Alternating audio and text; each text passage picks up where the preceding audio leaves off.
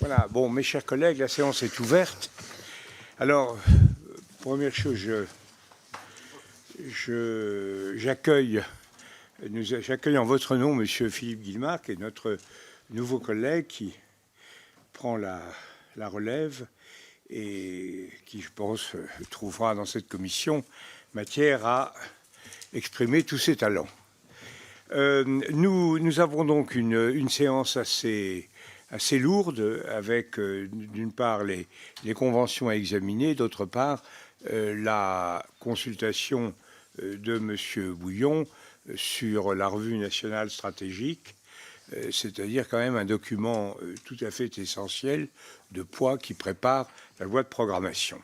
Alors on va donc agir sans plus tarder. Alors simplement, je dois exprimer aux nombreux collègues qui sont ici que nous expérimentons, à la demande du bureau, le bureau a beaucoup réfléchi à cette question et nous expérimentons un nouveau mode d'organisation de nos travaux. Alors, peut-être que ça marchera, peut-être que ça ne marchera pas. Il ne faut pas s'inquiéter. Si ça ne marche pas, nous aurons une approche pragmatique et nous reviendrons au système antérieur. Donc, simplement, nous allons essayer de rendre nos échanges un peu plus équitables et un peu plus vivants. Alors, plus équitables, parce que certains ont fait observer que l'ordre de distribution des prises de parole entre les groupes, qui étaient toujours le même, était quand même défavorable. Par exemple, notre collègue, le vice-président Lecoq, parlait toujours en dernier et il me disait, moi je prépare plus rien parce que tout ce que j'ai dit, tout ce que je veux dire est dit avant moi et donc j'essaie de boucher les trous. Et il est effectivement assez anormal qu'un groupe soit toujours dans une situation résiduelle par rapport aux autres.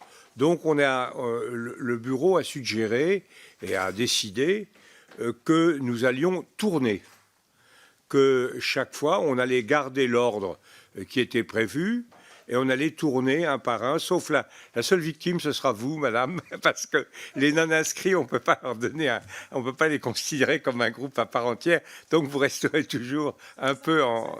Vous me pardonnez? Bon, très bien. En tout cas, je ne vous oublie jamais, comme vous savez. C'est la première innovation. La seconde innovation, qui va être plus rude pour moi, parce qu'il faudra que je fasse la police du temps de parole, mais je tiens à vous à faire une promesse, c'est que cette police s'adressera d'abord à moi, puisque, bien que je considère que je ne parle pas trop, l'ensemble des collègues trouvent que je parle trop. Alors, si l'ensemble des collègues trouvent que je parle trop, il y a quand même quelque chose de vrai, sans doute, et donc je vais essayer de me modérer. Mais au-delà de ça, effectivement, nous allons procéder de la façon suivante. Nous allons avoir chaque groupe parlera, c'est combien, 2 minutes et demie, c'est ça, monsieur? Parlera 2 minutes et demie, et à ce moment-là, l'orateur aura 2 minutes et demie pour répondre. Donc on aura un échange ping-pong, et pas cette longue litanie d'intervention suivie d'une longue litanie de réponses. Alors simplement, on réduit, parce qu'on ne peut pas, sinon ça ne tient pas, on est obligé de réduire de 30 secondes la prise de parole des groupes. Et moi, je vous assure, je vous écoute tous, je suis trop long moi-même, mais d'une façon générale, je trouve que vous avez tendance à gloser au début de vos interventions et à ne pas aller directement dans le vif du sujet. Je crois qu'on peut effectivement avoir la même efficacité de prise de parole en étant plus bref. Et puis après, pour les groupes, quand on aura terminé, on passera aux individuels. Les individuels, c'est combien, monsieur? Comment? Oui, alors les individuels parleront non plus 2 minutes, mais 1 minute, mais ils s'entendront répondre aussitôt. Là aussi, on aura un échange Rispondi, comme on dit en Corse, on aura un échange entre les uns et les autres. Donc on va voir si ça fonctionne. La difficulté pour moi, ce sera de tenir, parce que je vais devoir faire des opérations de police extrêmement nombreuses, ce que c'est pas du tout mon goût, mais enfin c'est mon boulot, hein, donc il faudra que je le fasse. Et voilà ce qui vous est proposé par le bureau, et ce qui vous est même imposé par le bureau, si je puis dire, mais pour une durée déterminée. Et puis au bout de 2-3 séances où on verra comment ça se passe, on gardera ce système où on expérimentera autre chose. Voilà, alors maintenant je vais essayer de passer directement à l'ordre du jour.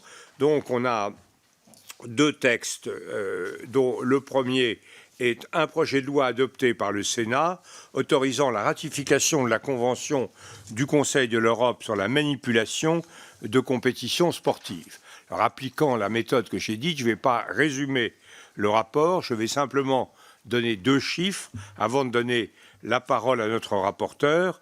C'est la ratification de la convention dite de Macolin. Aujourd'hui, le chiffre d'affaires des paris sportifs s'élève en 2021 à 1450 milliards d'euros. Et les recettes criminelles mondiales des paris truqués est évaluée sans doute de façon insuffisante à 120 millions d'euros. Ceci, mon cher collègue, justifie en soi l'importance de votre rapport. Vous avez la parole. Monsieur le Président, mes chers collègues, avant d'attaquer ma présentation, je voudrais remercier l'administrateur François-Xavier Carabelli qui a travaillé sur ce sujet à mes côtés. Et voilà, je voulais le remercier pour son travail Vous avez raison de le féliciter. Très sérieux. Voilà, notre commission donc, est saisie du projet de loi adopté par le Sénat autorisant la ratification de la Convention du Conseil de l'Europe sur la manipulation de compétitions sportives, également appelée Convention de Macolin, signée par la France à Strasbourg le 2 octobre 2014. La manipulation des compétitions sportives qui est liée à la fraude, au crime organisé et à la corruption porte atteinte à l'intégrité du sport en compromettant son caractère imprévisible. Or, lorsque les passionnés ne croient plus à la fameuse incertitude du sport, celui-ci perd, en plus de ses valeurs, bien entendu, tout pouvoir d'attractivité. Le phénomène des manipulations des compétitions sportives représente une menace qui n'a eu de cesse de s'aggraver ces dernières années. Selon un rapport d'Europol de 2020, les recettes criminelles annuelles mondiales provenant des paris sur les matchs truqués, vous l'avez rappelé, Monsieur le Président, sont ainsi estimées à environ 120 millions d'euros. Europol souligne en outre que les paris en ligne sont de plus en plus utilisés par les organisations criminelles pour manipuler les compétitions, en ciblant en général les rencontres sportives de niveau inférieur dans différents sports, le football et le tennis demeurant les pratiques sportives les plus exposées à l'échelle mondiale. Ce fléau global, qui n'épargne aucun État, constitue ainsi un véritable danger pour le sport dans toutes ses dimensions, sociales, culturelles, économiques et politiques, de même qu'un important défi pour les autorités publiques, les organisations sportives, les athlètes et les opérateurs de paris sportifs. Pour faire face à cette menace, le Conseil de l'Europe a proposé, avec la Convention que notre commission examine ce matin, une réponse commune et harmonisée. Ce texte dispose d'un champ d'application très large puisqu'il concerne tous les sports et toutes les compétitions sportives et va au-delà de la seule question des paris sportifs. La Convention de Macolin a pour objectifs principaux. Premièrement, la prévention et la sanction des actes de corruption, de fraude ou de paris illégaux dans le cadre de compétitions sportives. Deuxièmement, le renforcement de l'échange d'informations et de la coopération nationale et internationale entre les différents acteurs du monde du sport. Ce texte enjoint ainsi aux États de prendre les mesures adéquates permettant de répondre utilement et efficacement au phénomène des manipulations de compétitions sportives, que ce soit en amont avec un volet préventif ou en aval avec un volet répressif et de manière collective grâce à la promotion du dialogue, de l'échange et d'autres pratiques coopératives. Pour ce faire, la Convention de Macolin veille à impliquer l'ensemble des acteurs intéressés dans le monde du sport. L'une des mesures phares de la Convention consiste en l'incitation faite aux États de mettre en place une plateforme nationale de lutte contre la manipulation des compétitions sportives, permettant un échange fluide des informations détenues par chacun des acteurs du monde du sport. Démontrant la forte implication de notre pays sur cette question, la France a lancé dès janvier 2016 sa propre plateforme nationale de lutte contre les manipulations des compétitions sportives. Plateforme donc, qui s'appelle Signal et sur laquelle on peut accéder en allant sur le site signalsport.fr. S'agissant du volet préventif, le texte reconnaît l'autonomie des organisations sportives en matière de sensibilisation, mais souligne toutefois la responsabilité des opérateurs de paris dans le cadre de la prévention contre la manipulation des compétitions sportives.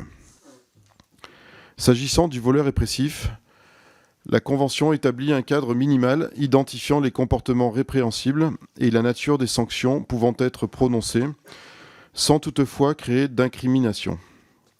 L'objectif premier de la Convention, découlant de celui d'harmonisation, vise à permettre une reconnaissance mutuelle des décisions et sanctions prises par les États et à ne pas cantonner ces dernières à un seul territoire. La France a activement participé à l'élaboration de cette Convention, qui constitue le premier instrument international contraignant visant directement le trucage de matchs. Notre pays dispose d'ailleurs d'un arsenal législatif conséquent en matière de lutte contre ce phénomène, qui en fait un des États les plus avancés sur cette question. Ainsi, la plupart des stipulations de la Convention trouvent d'ores et déjà une traduction en droit français. Seules quelques évolutions législatives non urgentes pourraient être envisagées à l'avenir afin de renforcer encore la norme en vigueur et de parfaire la conformité de notre loi interne à la Convention de Macolin. À l'approche des deux événements sportifs majeurs qui sont organisés en France, à savoir la Coupe du monde de rugby en 2023 et les Jeux olympiques et paralympiques de Paris en 2024, la ratification de cet instrument de lutte contre la manipulation de compétitions sportives constitue un moyen de marquer un engagement fort de la France contre ce phénomène. À ce jour, 41 pays ont signé la Convention, dont 3 pays tiers, l'Australie, le Maroc et la Russie. Donc pour la Russie, je précise que la signature est considérée comme suspendue depuis le 16 mars 2022, date de sortie de la Russie du Conseil de l'Europe. Et donc il y a également, et 7 États l'ont ratifié, à savoir 3 États membres de l'Union européenne, la Grèce, l'Italie et le Portugal, et 4 autres membres du Conseil de l'Europe, la Moldavie, la Norvège, la Suisse et l'Ukraine. Conformément à l'article 32 de la Convention qui prévoit son entrée en vigueur après 5 ratifications, dont 3 au moins par des États membres du Conseil de l'Europe, celle-ci est entrée en vigueur le 1er septembre 2019, après sa ratification par la Norvège, le Portugal, l'Ukraine, la Moldavie et la Suisse. Afin de renforcer la lutte contre les manipulations de compétitions sportives à l'échelle internationale et d'impliquer plus encore notre pays au cœur de cette mobilisation, je vous invite, mes chers collègues, à voter sans réserve en faveur de l'approbation de cette convention. Je vous remercie. Merci, monsieur le rapporteur. Merci, cher Frédéric, de ce rapport tout à fait éclairant. Donc maintenant, nous allons passer au groupe. Donc le premier, la Renaissance se trouve un peu reléguée au fond du classement avec notre nouveau système. C'est donc le Rassemblement national qui va ouvrir le bal et c'est Madame Laurence Robert de Haut. Alors je vous rappelle que vous avez 2 minutes et demie. Si vous êtes plus court, par exemple, si vous ne posez une question que dans 1 minute et demie, le rapporteur va vous répondre et vous aurez, comme au CAC, si vous voulez, vous aurez un droit de suite du temps que vous n'aurez pas utilisé dans votre première intervention. Je ne l'avais pas précisé tout à l'heure, je le précise maintenant. C'est à vous, ma chère collègue. Je vous remercie. Monsieur le Président, Monsieur le rapporteur, chers collègues, le texte étudié aujourd'hui s'inscrit dans la droite ligne des récentes observations de la Commission européenne qui pointa le manque de transparence du football professionnel. Ce sport est particulièrement vulnérable au blanchiment d'argent et au financement du terrorisme. Depuis quelques années, certains États, soupçonnés d'entretenir des liens étroits avec le terrorisme, s'immiscent dans le sport européen. On pense ici aux Émirats arabes unis avec Manchester City, à l'Arabie saoudite avec Newcastle et bien sûr le Qatar avec le PSG. Dans un contexte européen où règne le libre-échange, comment contrôler efficacement des investissements douteux ? Et dans ce contexte particulier d'une Coupe du Monde au Qatar, en hiver, il est pertinent de rappeler le fameux déjeuner du 23 novembre 2010 qu'organisait le président Sarkozy avec le président de l'UEFA, Michel Platini, tous deux accompagnés du prince héritier qatari et de son Premier ministre. 10 jours plus tard, alors que les USA partaient grands favoris pour remporter l'organisation de la Coupe du Monde 2022, c'est finalement le Qatar qui en eut la responsabilité. Un peu plus tard, le Qatar a acheté le PSG, une holding qatari entrée au capital du groupe Lagardère. La chaîne qatari beIN Sport obtenait les droits télé de la Ligue 1 et des compétitions européennes. Et le fils de Michel Platini devenait le directeur général d'une holding détenue par un fonds qatari. Le secrétaire général de la FIFA d'alors affirmait dans un mail, ouvrez les guillemets, qu'ils ont acheté la Coupe du Monde, fermez les guillemets, avant de se faire licencier. Les instances sportives mondiales n'ont cependant pas tiré les leçons de ce scandale, en décidant récemment d'attribuer l'organisation des JO d'hiver 2029 à l'Arabie saoudite, rivale et voisine du Qatar, bien connue pour ses fameuses montagnes enneigées. On imagine bien mal comment atteindre les objectifs de cette convention lorsque les instances chargées de la mettre en œuvre sont les premières impliquées dans des scandales de corruption. Malgré ces quelques observations, il s'agit d'un texte de bon sens qui contient aussi des dispositions encourageantes à la sensibilisation des acteurs et du public. C'est un texte qui laisse aux États une certaine liberté ainsi qu'une marge de manœuvre conséquente pour organiser leur propre politique de sanctions et de coopération. Pour ces raisons, le Rassemblement national se prononcera en faveur de ce texte. Je vous remercie. Merci, madame. Je ne me prononcerai pas sur le fond, mais je vous félicite sur le timing. Pour la France Insoumise... Ah, le rapporteur, pardon, oui, excusez-moi, Monsieur le Président, Madame la députée, je vous remercie pour votre question qui porte essentiellement sur l'attribution de compétitions sportives à des États. Et donc, évidemment, on n'est pas dans le cadre de la convention que nous étudions ce matin, qui concerne plutôt la manipulation de compétitions sportives. Par ailleurs, vous avez pointé évidemment le football dans votre intervention. Pour votre information, également d'autres sports, si on revient sur la manipulation de compétitions sportives, on a eu des soucis, notamment en France, avec le handball et le tennis également. Donc voilà la réponse que je voulais faire à votre question ce matin. Je vous remercie. Et vous pouvez vous féliciter du fait que le rapport va être voté. Pour la France Insoumise, Madame Soudé. Monsieur le Président, chers collègues, nous voterons certainement pour la convention présentée à l'issue des débats. Toutefois, il faut dire ici clairement l'hypocrisie de la chose. La pratique sportive est source d'émancipation et de sociabilisation. Le respect de règles qu'on s'impose collectivement ne peut que faire écho à notre fonction de législateur. Le sport porte donc en lui des valeurs positives. Hélas, le capitalisme noie tout dans les eaux glacées du calcul égoïste, y compris la glorieuse incertitude du sport. Si les paris sportifs existaient dès l'Antiquité, l'ère industrielle a vu se développer un véritable commerce de la misère lié au jeu. Pas de paris d'amis quand il s'agit d'argent. Des familles sont ruinées. Des bandits s'organisent pour récupérer les mises par la violence, truquent les compétitions et en profitent pour blanchir l'argent d'autres activités frauduleuses. Le législateur, par sagesse ou par intérêt, s'est alors penché sur la question. L'État devenait bookmaker, ça remplit les caisses, et en retour, tentait de réguler les tripots et jeux clandestins par la police des jeux, la surveillance des casinos et par un monopole d'État sur les paris. De tout cela, qu'avons-nous retenu ? Rien.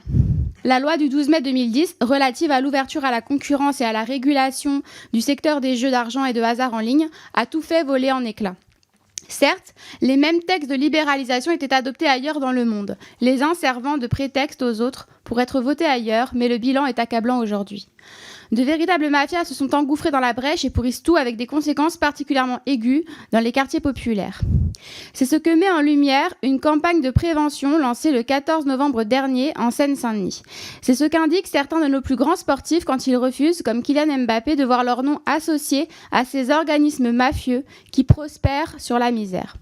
Tant que nous ne mènerons pas la guerre à ces sociétés mafieuses, tant que nous transigerons avec elles par faiblesse ou par intérêt, tant que l'État s'accommodera des ressources financières qu'elles nous versent en obol, tant que nous accepterons que ces marchands du temple fassent du sport un nouvel opium du peuple aux juteux bénéfices, tout ne sera qu'hypocrisie. Merci. Monsieur le rapporteur. Monsieur le Vous êtes Président, d'accord avec ce constat d'hypocrisie? Madame la députée, d'abord je vous remercie pour votre position sur le rapport qui a été présenté. Par rapport aux éléments que vous avancez, vous critiquez, enfin vous parlez de la loi là, qui a permis de créer l'ANJ et donc qui a... Avant cette loi, en fait, on avait une multiplication des sites illégaux, et donc parce qu'on avait un développement de l'informatique, de l'industrie numérique qui a favorisé le développement des jeux en ligne, effectivement de manière inconsidérée. Et donc, au début des années 2000, la France a été confrontée à une offre illégale de paris très importante.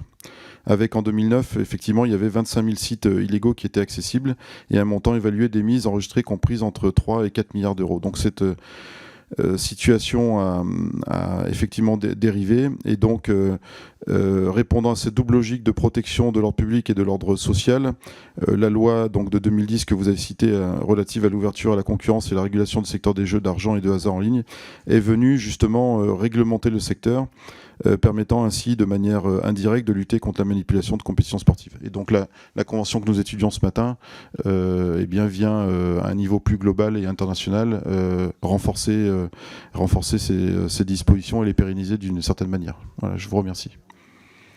Madame Soudet, vous avez, si vous voulez, vous avez une trentaine de secondes de bonus. Bon, non, très bien, je vous remercie.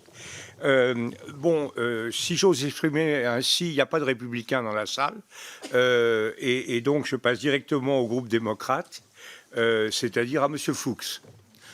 Bruno, 2 minutes et demie. Merci, Monsieur le Président. Monsieur le rapporteur, merci beaucoup pour votre travail très, très complet. Je voudrais donc vous remercier également pour l'élément de contexte que vous avez pu faire pour donner l'ampleur, bien sûr, de ce phénomène, et donc la nécessité que le législateur a de s'attaquer à ce problème qui ne va aller qu'en s'amplifiant dans les années à venir. Et on voit déjà que les sommes engagées pour la Coupe du monde de football sont supérieures à celles de l'Euro il y a 2 ans. Et donc, ce phénomène va aller crescendo. L'estimation d'Europol que vous avez citée évalue le produit annuel des matchs truqués à 120 millions d'euros en 2020. Ça ne peut que nous convaincre de la nécessité d'adopter un arsenal législatif efficace, mais cela doit surtout nous encourager à adopter une coopération entre pays pour venir contrer ce phénomène qui bien souvent est lié à des réseaux qui dépassent aisément nos frontières, et vous l'avez rappelé, monsieur le rapporteur. Pierre de Coubertin disait, c'était une autre phrase de Pierre de Coubertin qui est un peu moins connue, que l'essentiel n'est pas d'avoir vaincu, mais de s'être battu. Cette phrase qui résume finalement si bien les valeurs de l'olympisme doit infuser l'ensemble des pratiques sportives. Nous devons, à travers nos règles et nos lois, garantir que les compétitions puissent toujours se dérouler de manière à assurer un affrontement juste et équitable dans l'esprit du sport. Si ces manipulations sont multiformes, elles concernent tous les niveaux. Elles posent la question de la répartition de la valeur dans des sports médiatisés, où l'on voit souvent des scandales éclaboussés dans des divisions ou des tournois de second rang, les sommes en jeu dépassant fréquemment les gains des joueurs. Comme cela a été déjà évoqué, la France va organiser de grandes compétitions dans les années à venir. Elle se doit d'avoir un droit infaillible en la matière, et ce alors même que les pratiques des opérateurs et des faussaires ne cessent d'évoluer. Notre groupe démocrate soutiendra bien entendu la ratification de ce texte, en espérant que son application par un large groupe de pays permettra de préserver le sport que nous aimons tous. Monsieur le rapporteur, notre législation est déjà très bien équipée, elle est très large. Notre Assemblée examinera même prochainement un texte pour préparer les Jeux olympiques et paralympiques de 2024. Je m'interroge, et donc vous interroge, sur la nécessité urgente ou non de compléter le droit français de quelques mesures de cette convention de Macolin qui ne figureraient pas encore dans le droit national. Merci infiniment, monsieur le député. Monsieur le rapporteur. Monsieur le Président, je vous remercie. Monsieur le député Bruno Fuchs, je vous remercie pour la position du groupe démocrate. Par rapport à votre question, donc, comme indiqué dans le propos liminaire tout à l'heure, la France donc, dispose d'ores et déjà d'un arsenal législatif conséquent en matière de lutte contre la manipulation de compétitions sportives, on en a parlé, qui est en fin des états les plus avancés sur cette question. De la sorte, la plupart des stipulations de la Convention trouvent dès à présent une traduction en droit français. Cependant, il y a certaines dispositions donc, qui ne trouvent pas de traduction exacte dans notre droit interne et pourraient appeler à l'avenir certaines adaptations. Alors, je vais donner quelques exemples. Le premier, donc inscrit à l'article 3 de la Convention, qui pourrait conduire à modifier l'article D 131-36-1 du Code du sport pour ajouter les personnes morales à la liste des acteurs des compétitions sportives. L'article 3 de la Convention, donc on est en train d'étudier, désigne comme acteur de la compétition toute personne physique ou morale appartenant à une catégorie qu'il précise. Ces catégories sont majoritairement composées de personnes physiques. Seule la catégorie des officiels pouvant recouvrir des personnes morales, donc par exemple des propriétaires et actionnaires notamment. Mais dans la mesure où ces personnes morales sont en nombre limité d'une part et, en tout état de cause, représentées en droit français par leurs dirigeants, il ne semble pas nécessaire d'adapter le droit français de manière urgente, mais une réflexion pourra être menée sur ce point en collaboration avec la division sport du Conseil de l'Europe et le comité de suivi de la Convention.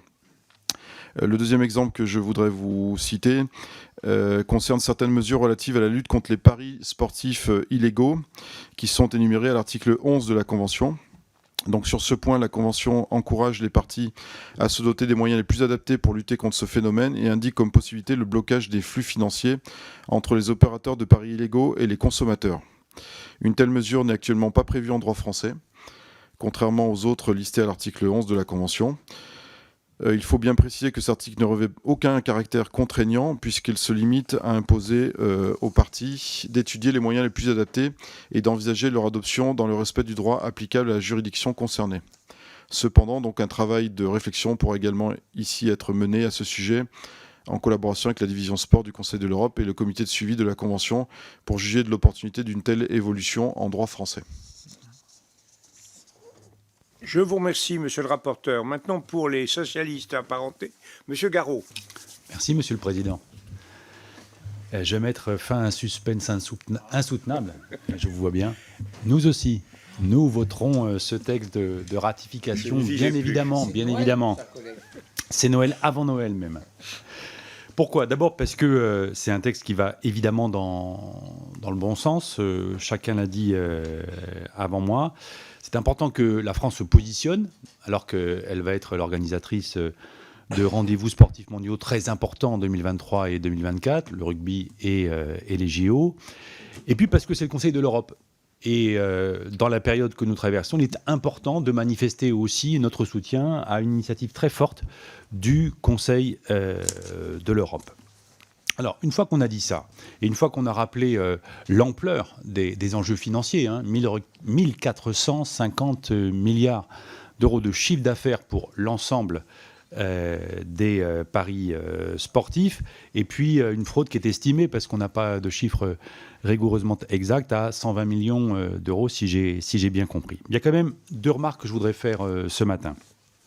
La première, Bruno Fuchs le disait, il faut qu'on soit dans la coopération entre les États.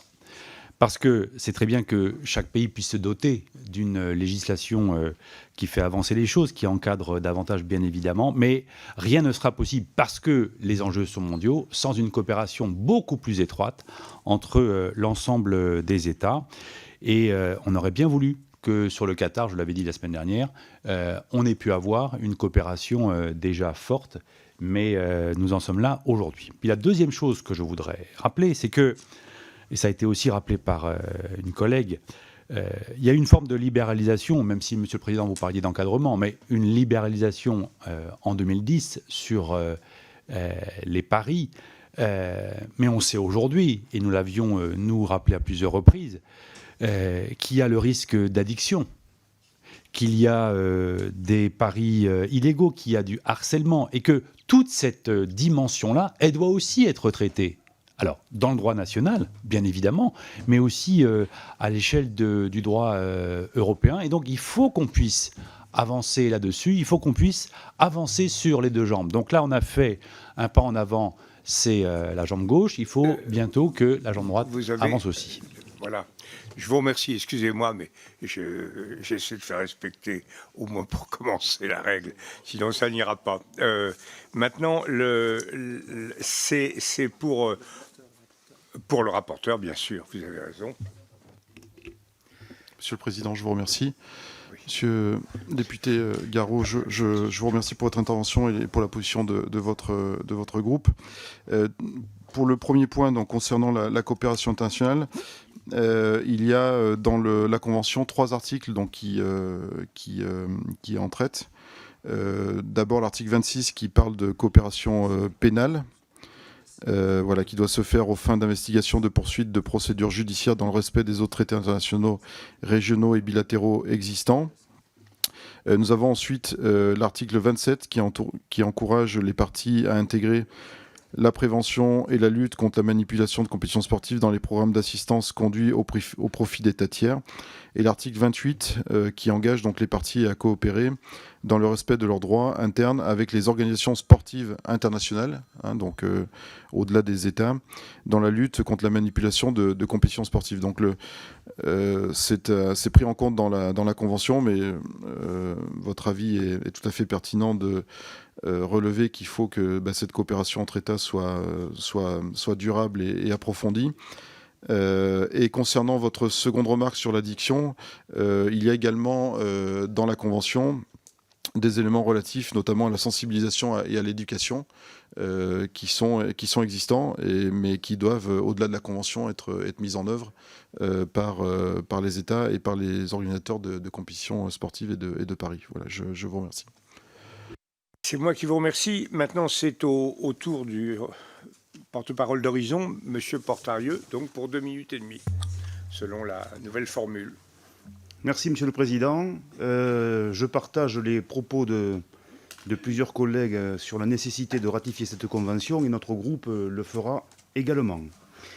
Comme beaucoup de choses ont été dites, que je n'ai pas pu entendre puisque je viens à peine d'arriver, mais j'imagine que je les partage, je me limiterai juste à un commentaire et une brève question. Si on revient sur le processus d'élaboration de la convention qui nous occupe, comme elle relève de la compétence partagée, il a fallu obtenir un vote à l'unanimité de tous les États au sein du Conseil de l'Union. Ce principe de l'unanimité, qui est ancré dans l'histoire de la construction européenne, s'est heurté à la volonté d'un seul pays, en l'occurrence Malte, qui abrite un grand nombre de sites de paris sportifs, ce qui explique probablement la position des Maltais. Avec ce principe d'unanimité, un pays dispose donc de facto d'un droit de veto. Même si cette règle de l'unanimité a été peu à peu remplacée par le vote à la majorité qualifiée, elle subsiste encore, notamment dans le domaine budgétaire. Et elle peut, par extension, concerner des volets d'autres politiques publiques, comme par exemple la fiscalité environnementale. Alors la suppression du vote à l'unanimité revient régulièrement dans le débat.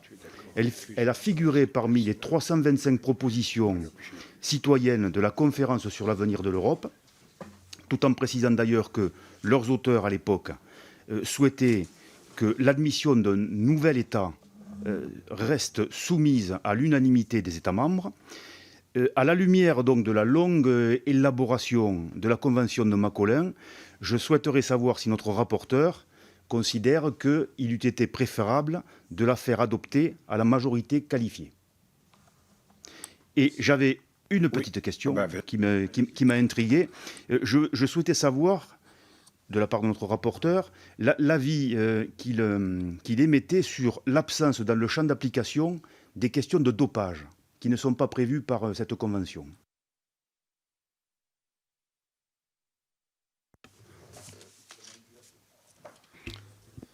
Monsieur le Président, je vous remercie. Monsieur le député Portarieux, je vous remercie pour la position de votre groupe. Je vais commencer par la dernière question. Donc, sur le dopage, il y a d'autres conventions qui concernent le dopage. Donc, c'est pour cette raison qu'elle n'est pas traitée dans la convention de Macolin que nous examinons ce matin.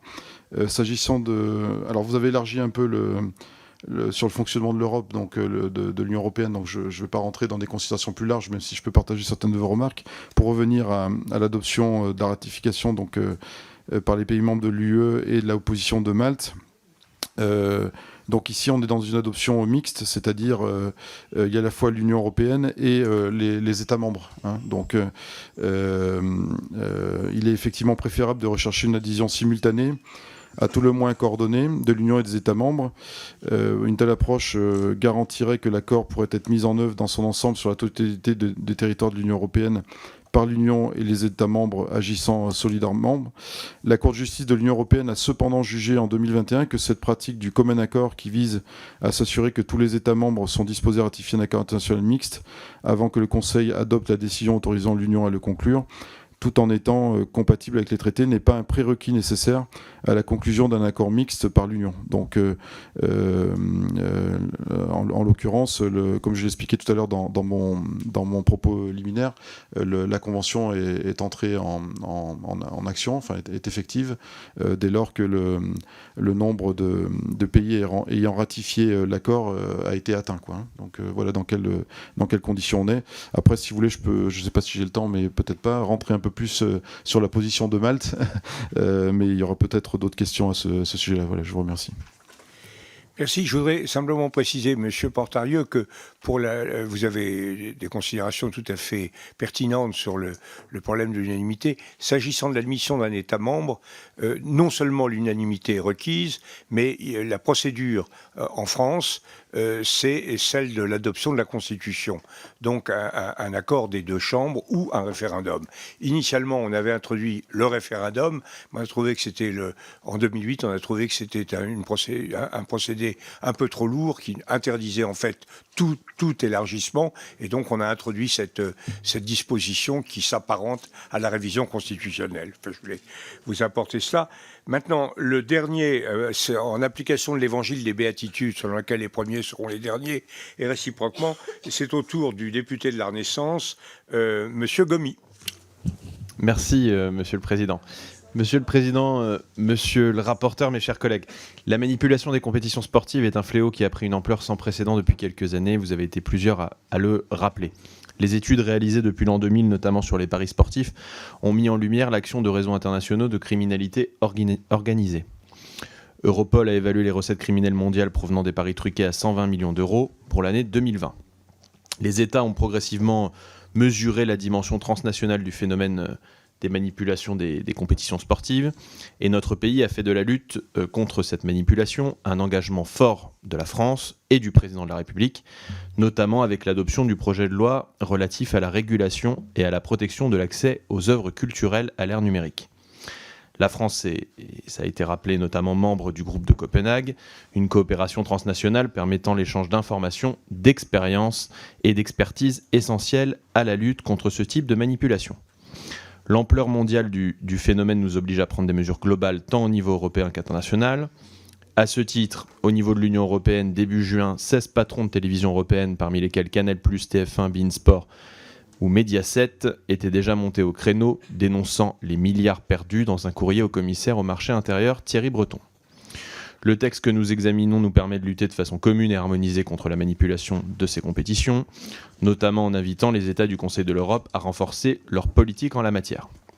Elle engage les États l'ayant ratifié à prévoir des moyens de prévention, des détections et des sanctions contre les manipulations dans le cadre des compétitions sportives et à améliorer l'échange d'informations.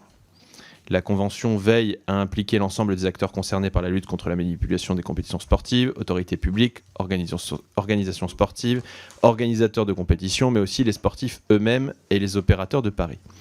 J'aurais une question à vous poser à l'approche de l'organisation de la Coupe du Monde de rugby l'an prochain et puis des Jeux Olympiques Paris 2024. Notre collègue sénateur André Vallini, dans un rapport, avait proposé plusieurs pistes pour justement mieux lutter contre le phénomène de manipulation sportive, la création d'un délit d'initié sportif, la création d'un dispositif de lanceur d'alerte spécifique, le blocage des flux financiers entre les opérateurs de paris illégaux et les consommateurs, et la dissolution des personnes morales pour les délits de corruption sportive. Vous y êtes, Monsieur Gomis. J'aurais voulu avoir donc votre avis et je vous en remercie. Moi aussi, je vous remercie. Bon, dernière oratrice au titre des groupes, bien que ce... Ah, pardon, réponse, évidemment. J'ai vraiment pas le réflexe, moi, alors. Monsieur le Président, je vous remercie. Monsieur le député Gomis, je vous remercie pour votre question et ainsi que pour la position de votre groupe. Donc, effectivement, comme je l'indiquais dans le propos liminaire, la France dispose d'ores et déjà d'un arsenal législatif qui est conséquent en la matière. Et donc les sujets sur lesquels vous avez porté notre attention peuvent nécessiter effectivement une évolution du droit français. Ce que je voulais, donc, qui peuvent être légitimes, bien entendu. Je voulais simplement préciser que ces éléments sont à ce stade pas indispensables, voire même et encore moins obligatoires, et que donc un travail de réflexion pourra être mené à ce sujet en collaboration avec la division sport du Conseil de l'Europe et le comité de suivi de cette convention pour juger de l'opportunité de telles évolutions en droit français. Donc ces éléments ont été listés et donc une réflexion pourra être menée notamment effectivement dans le cadre de la préparation des compétitions qui arrivent, Coupe du monde de rugby et Jeux olympiques et paralympiques. Voilà, je vous remercie. Merci, monsieur le rapporteur. Maintenant, dernière intervenante au titre des 2 minutes et demie, qui n'est ni la dernière ni la première, mais singulière, Madame Ménard. Merci, Monsieur le Président. J'irai droit au but comme nous vous l'avons recommandé. Moi, j'ai 3 questions sur cette convention. Une, d'ailleurs, vous y avez déjà partiellement répondu, mais la première se rapporte à l'article 7 de la Convention de Macolin qui introduit la notion d'information d'initié. Or, la législation française relative aux paris sportifs ne prévoit pas de délit d'initié sportif. Le délit d'initié qui est prévu à l'article L465-1 du Code monétaire et financier est en effet circonscrit à la sphère financière. Ma deuxième question concerne l'article 11 de la Convention. Vous y avez partiellement répondu. Il encourage les parties à se doter de moyens adaptés pour lutter contre les paris sportifs illégaux, tels que le blocage des flux financiers entre les opérateurs de paris illégaux et les consommateurs. Or, cette mesure n'existe pas en France. Est-ce qu'il ne serait pas intéressant ou même nécessaire d'y remédier ? Et enfin, troisième question concernant l'article 23, qui impose aux parties d'adopter des mesures permettant de prononcer de sanctions effectives, proportionnées et dissuasives.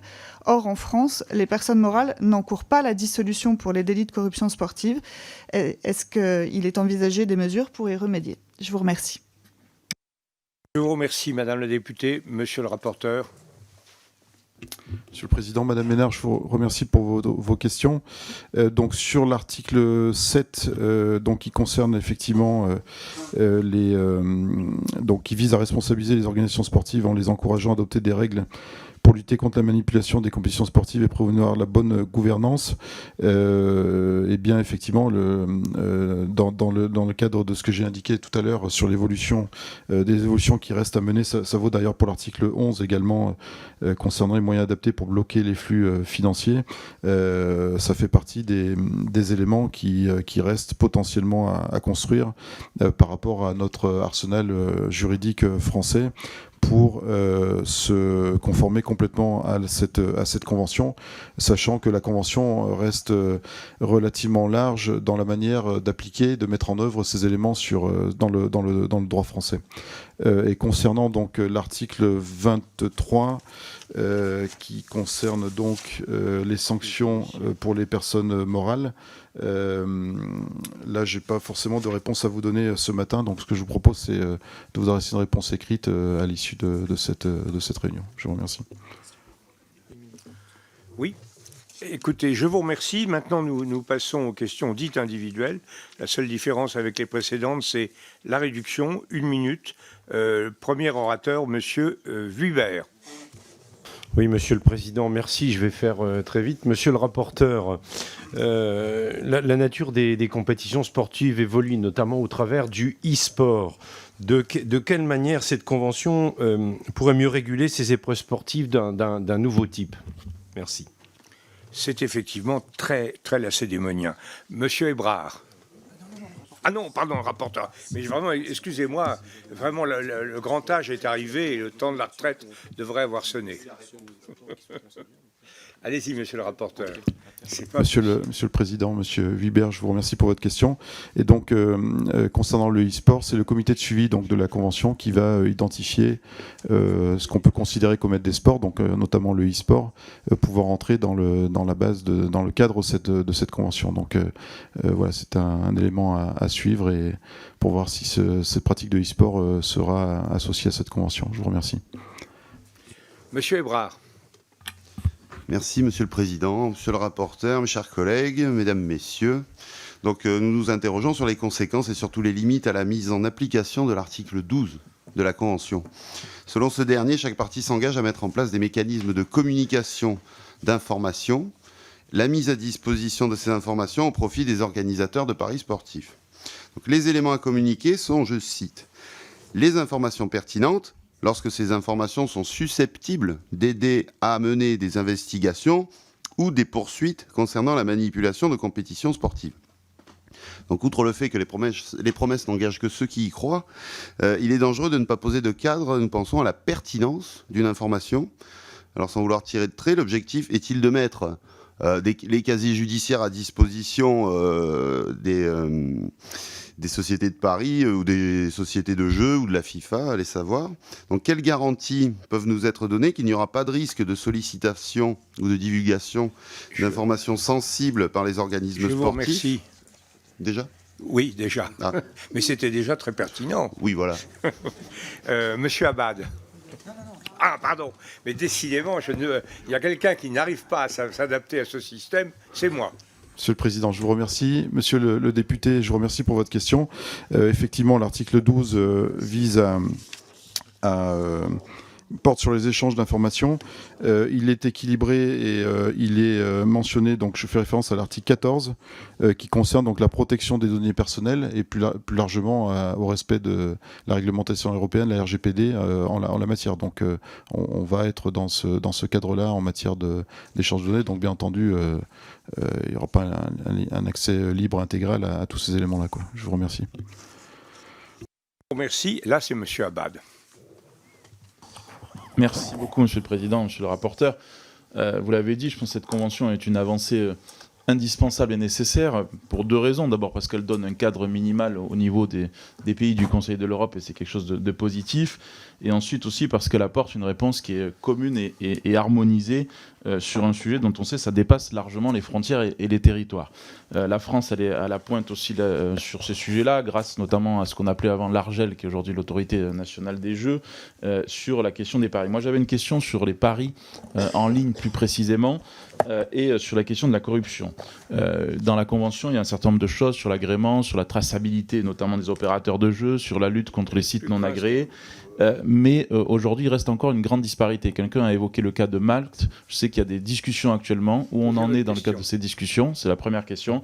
Et la deuxième question, c'est sur la question de la corruption. Quelles garanties mises en place pour lutter aussi contre la corruption, au-delà de la question des paris en ligne?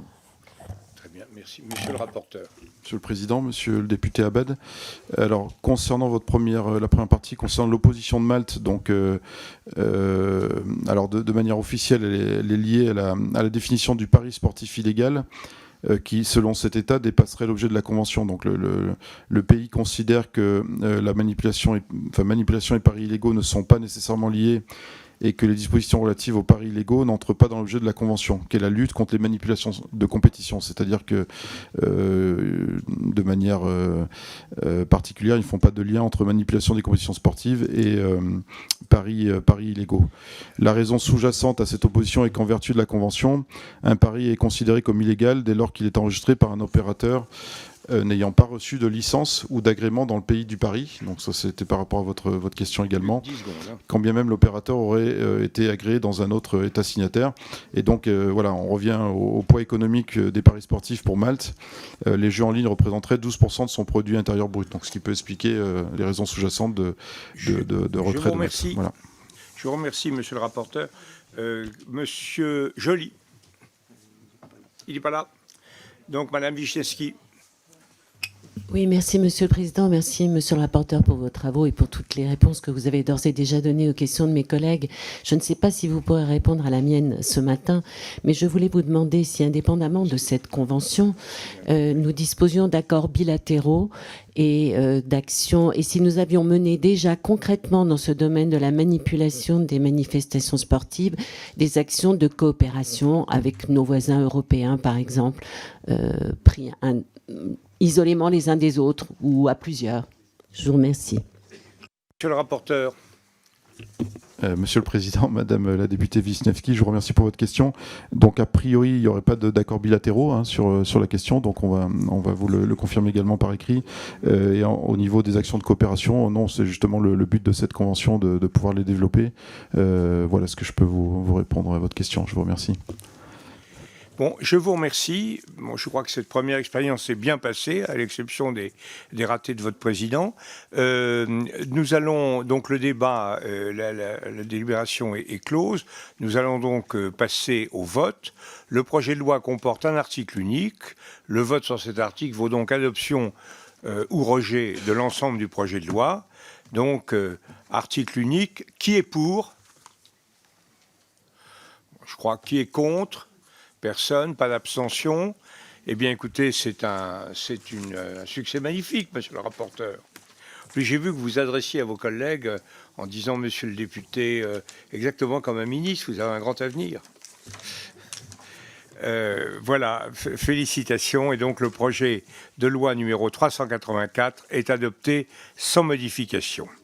Je remercie notre rapporteur, je le félicite pour son travail et j'appelle à venir me rejoindre à cette table, Monsieur Weisberg. Merci, Monsieur le Président.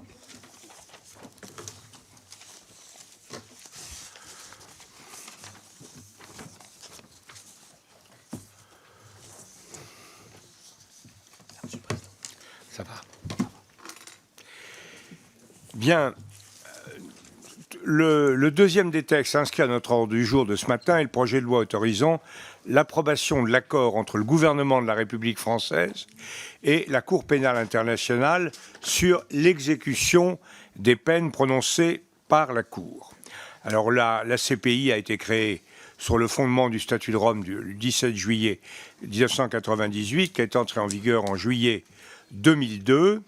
Bon, cette juridiction exerce sa compétence à l'égard des personnes pour les crimes ayant une portée internationale, à savoir les crimes de génocide, crimes contre l'humanité, crimes de guerre et crimes d'agression. Depuis sa création, la CPI a prononcé 5 condamnations définitives et 4 acquittements. L'accord entre notre pays et la Cour, dont il nous demandait d'autoriser l'approbation, a été signé à La Haye le 11 octobre 2021. Il vise à mettre en place un cadre général fixant les modalités d'exécution en France de condamnations prononcées par la Cour et de transfèrement sur notre territoire national de détenus condamnés par la CPI.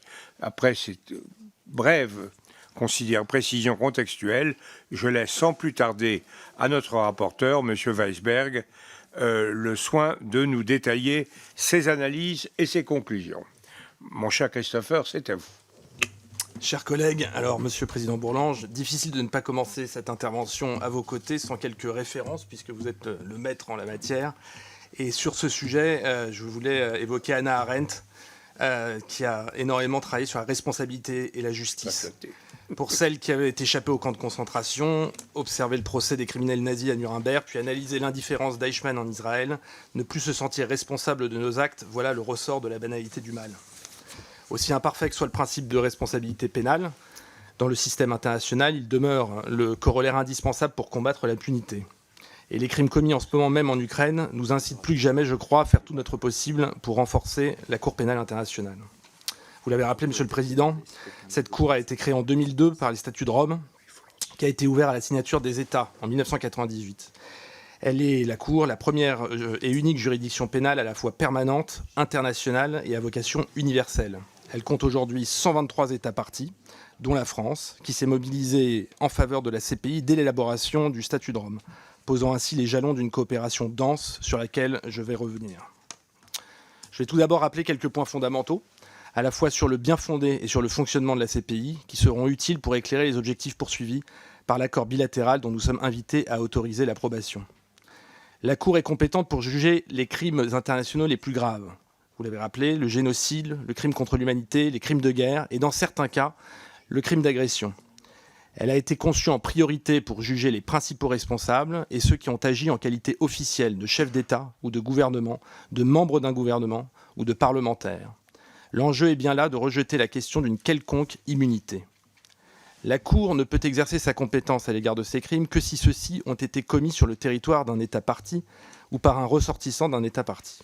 Elle peut ouvrir une enquête sur l'initiative de son procureur lorsqu'un État partie lui défère une situation ou encore pas avoir de résolution du Conseil de sécurité de l'ONU. Dans ce dernier cas, tous les États peuvent être concernés, même s'ils ne sont pas partis au statut de Rome.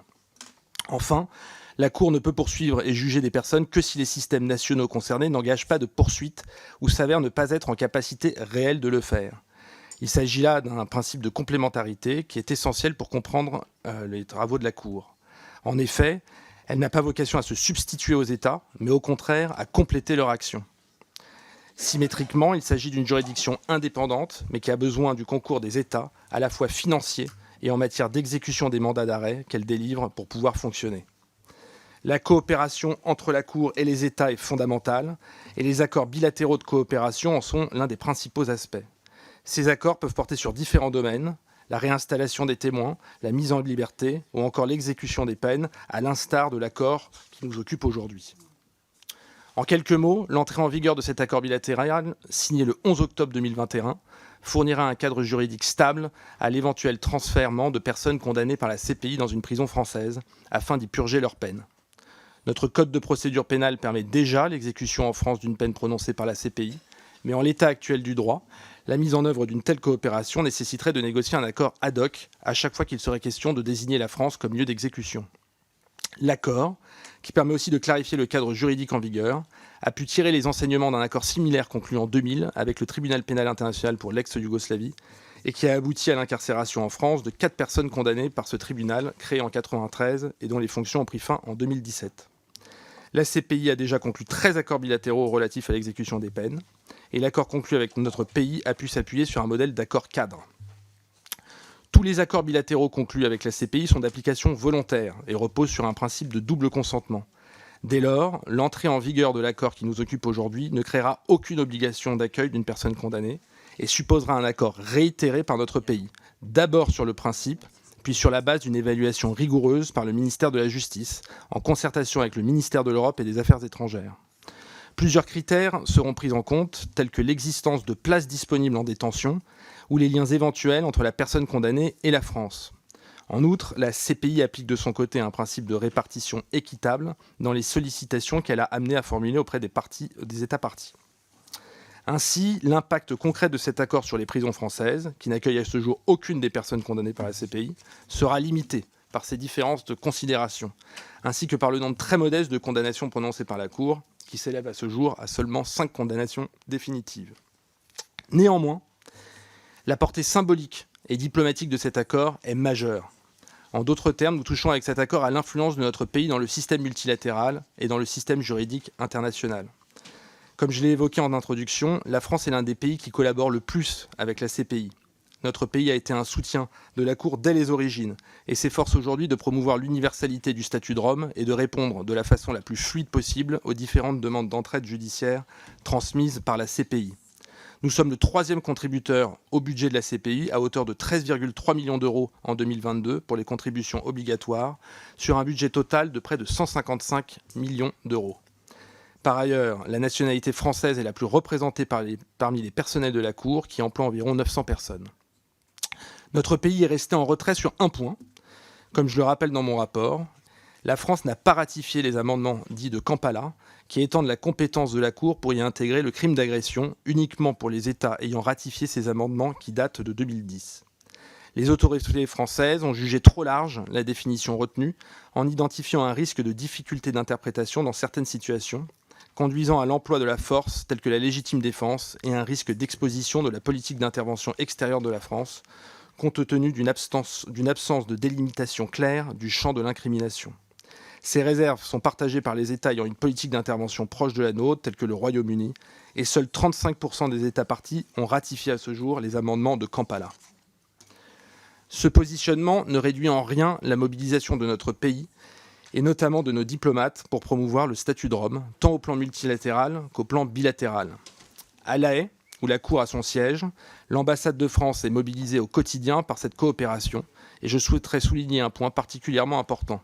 La place du français à la CPI et plus généralement dans le système pénal international. Le français est aux côtés de l'anglais l'une des 2 langues de travail officielles de la Cour. Mais dans les faits, notre langue perd du terrain. Toutes les personnes que j'ai auditionnées, des praticiens du droit à Robert Badinter, ont souligné l'importance de ce sujet et son caractère crucial pour l'influence de notre pays. Des actions sont menées localement par notre ambassade avec l'aide de l'Alliance française, mais il pourrait être utile d'interroger à l'occasion d'auditions nos ministres sur cette question qui ne se limite pas à la CPI et se situe au cœur de notre diplomatie d'influence. Dans le cas de la CPI, la place du français doit d'autant plus nous mobiliser que la procédure en vigueur est très largement inspirée de la tradition anglo-saxonne de common law, plutôt que la procédure de droit civil telle que nous la connaissons. En résumé, l'approbation de cet accord aura le double mérite de renforcer la crédibilité de l'engagement français en faveur de la CPI et par là même de la lutte contre l'impunité des crimes les plus graves, tout en ayant des conséquences pratiques modestes et faciles à anticiper. La réaffirmation du soutien de la France à la Cour est d'autant plus importante qu'elle interviendra dans un contexte de bilan pour l'institution, qui a fêté cette année ses 20 ans. La 21e session de l'Assemblée des États parties se tiendra dans quelques jours. À première vue, il est facile de critiquer le bilan quantitatif de la Cour, qui n'a prononcé que 5 condamnations définitives et 4 acquittements.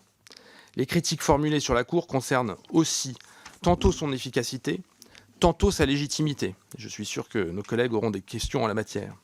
Mais en matière d'efficacité, il faut rappeler que si les procédures sont longues, environ 10 ans, la collecte des preuves, le recueil des témoignages, ainsi que les procès prennent par nature du temps, et que le temps juridique n'est pas le temps politique, tout particulièrement dans les États dont la situation n'est pas toujours stabilisée lorsque les verdicts tombent. Concernant les condamnations, comme cela a été souligné en audition, on juge une cour sur ses acquittements bien plus que sur ses condamnations. La CPI traite de façon rigoureusement égale les accusés et les victimes, et c'est une force.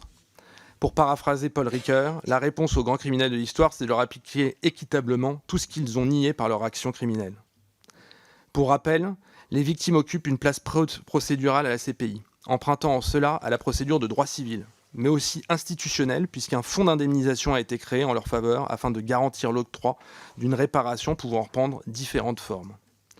Sur le plan de la légitimité, nous avons tous ici en tête le procès en néocolonialisme fait à la Cour il y a quelques années face à une succession d'enquêtes et de procès ouverts concernant exclusivement le continent africain. Aujourd'hui, on peut dire que cette critique, qui touche à l'universalité de la Cour, a été entendue. Les 17 enquêtes menées actuellement touchent ainsi tous les continents. On peut citer parmi les États concernés la Géorgie, l'Afghanistan, encore le Venezuela, la Libye et le Mali. Sur le plan de l'efficacité, la Cour, qui est encore jeune, et il est important de le rappeler, a fait l'objet, sur demande des États parties, d'un audit indépendant visant à identifier des pistes d'amélioration sur de nombreux sujets, allant de la gouvernance aux ressources humaines, en passant par la procédure et les méthodes de travail. Tout n'est pas parfait à la Cour, mais ce qui est perfectible peut être identifié comme tel. Gardons-nous par ailleurs d'être naïfs. Le système international connaît des faiblesses, et nous sommes bien placés dans cette commission pour le savoir. La CPI, qui est structurellement située au carrefour du juridique et du géopolitique, n'est pas à l'abri des critiques ni des instrumentalisations. Et c'est pourquoi un soutien renforcé des États parties est le meilleur moyen de consolider l'indépendance et l'efficacité de la CPI. Il ne vous aura pas échappé que la Cour fait aujourd'hui face à un défi de taille, avec l'ouverture dès le mois de mars dernier d'une enquête sur la situation en Ukraine.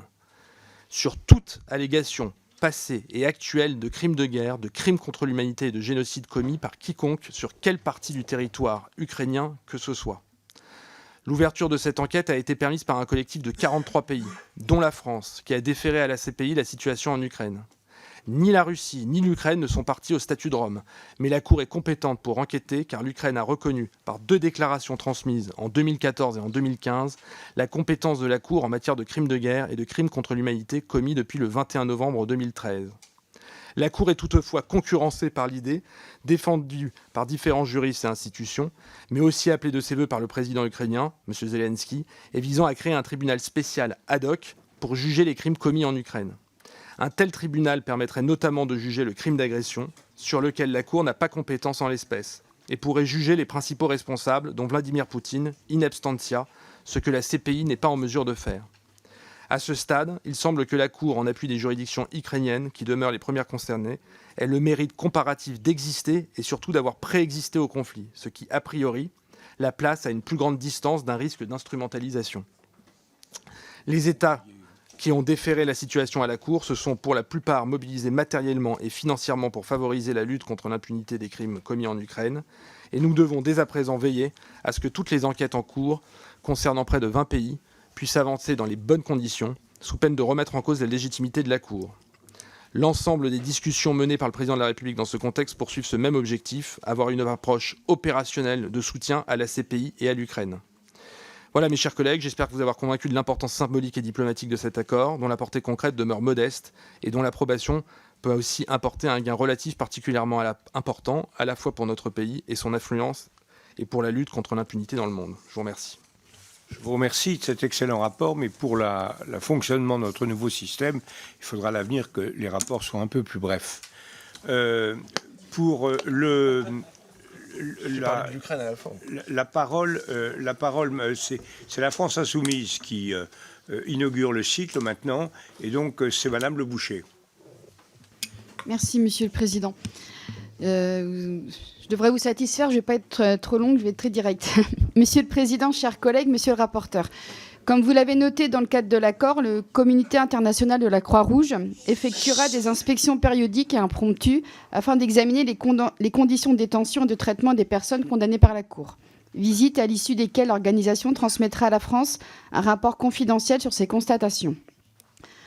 Un point cependant m'a alerté. L'accord prévoit certes que le Comité international de la Croix-Rouge inclut dans son rapport des recommandations afin d'améliorer les conditions de détention de la personne, mais les dispositions imposant à la France d'y répondre ont été expurgées. Cette modification est préoccupante car elle empêche le suivi des recommandations formulées. Elle est surtout contre-productive. À quoi serviraient ces visites si la France n'est pas tenue de répondre aux recommandations du CICR ? L'engagement de la France en faveur des normes internationales pose question. Quand celle-ci se comporte comme si elle pouvait choisir à la carte les obligations qu'elle souhaite remplir. Quelles garanties sont prévues afin que les recommandations du CICR soient réellement prises en compte et appliquées afin de garantir le respect des droits des personnes détenues dans le cadre de cet accord ? Merci. Je vous remercie. Monsieur le rapporteur. Vous évoquez 2 minutes et demie au plus. Merci, Madame la députée.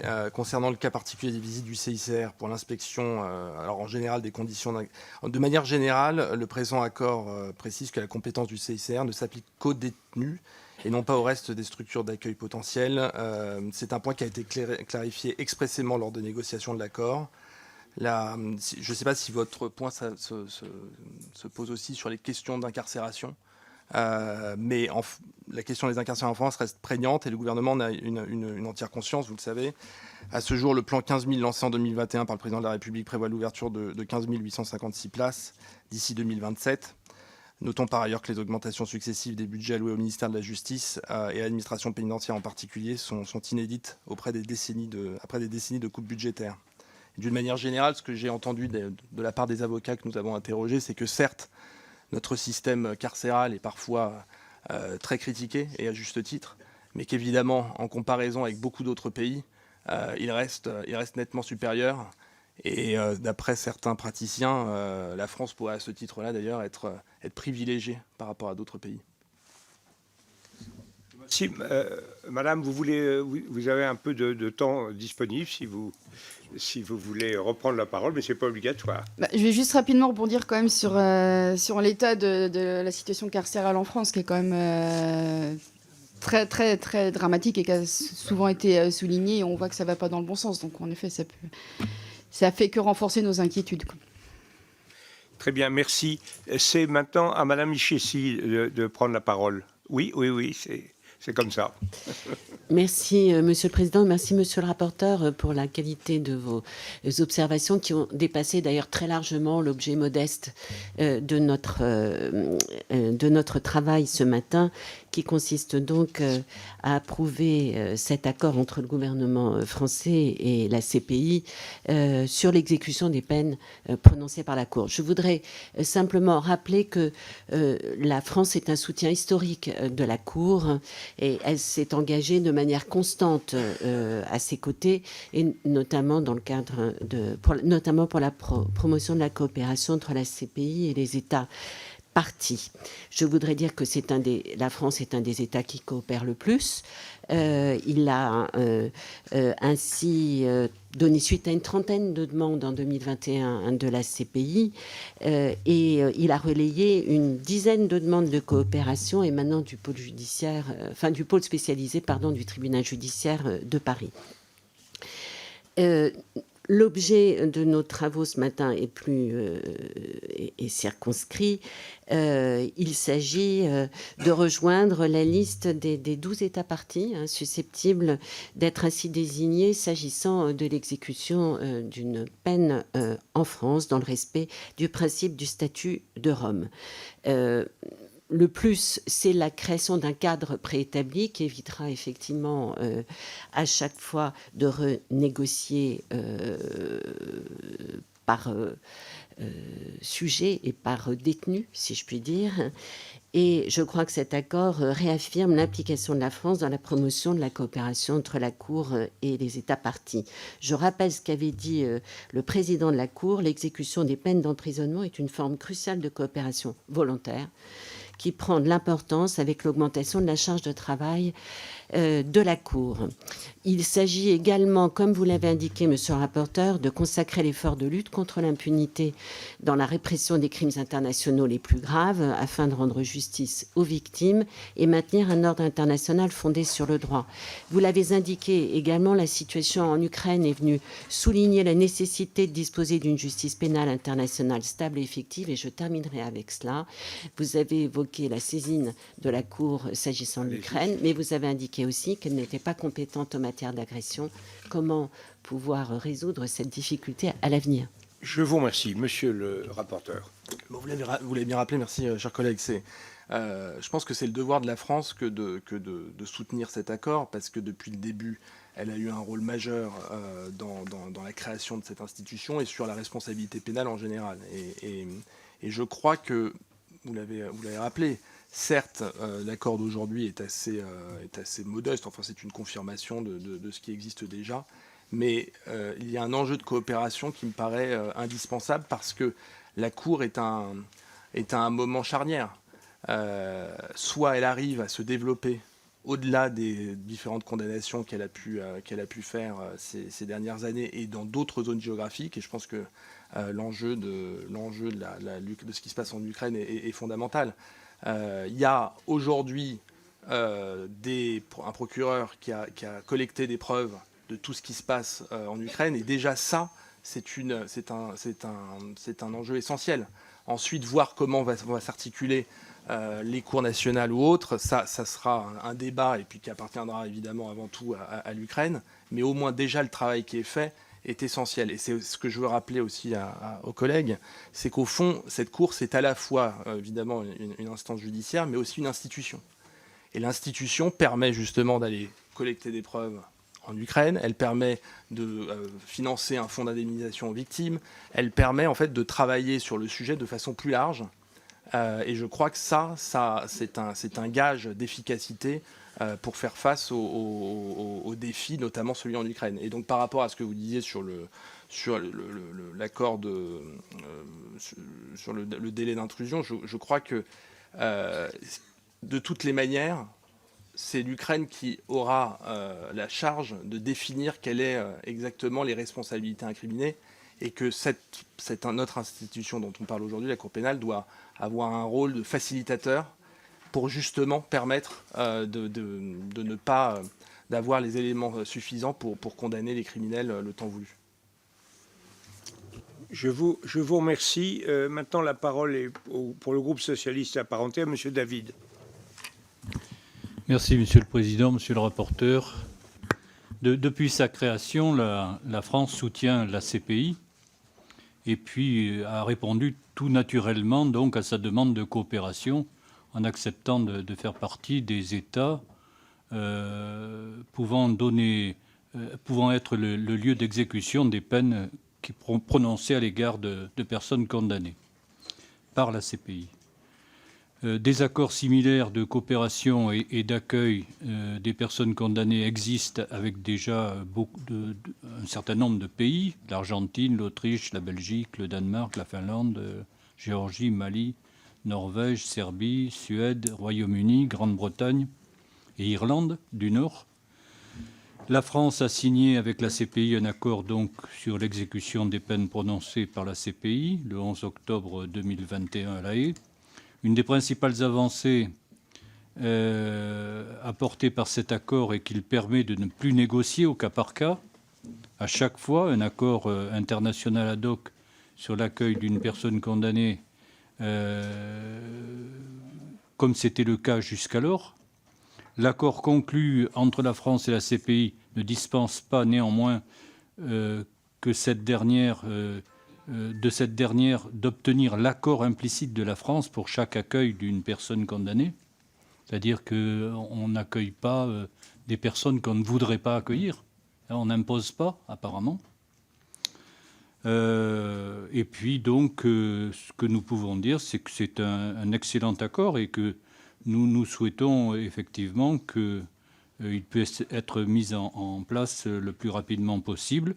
En tout cas, nous sommes d'accord pour voter et nous sommes tout à fait volontaires pour soutenir cette ratification. Merci.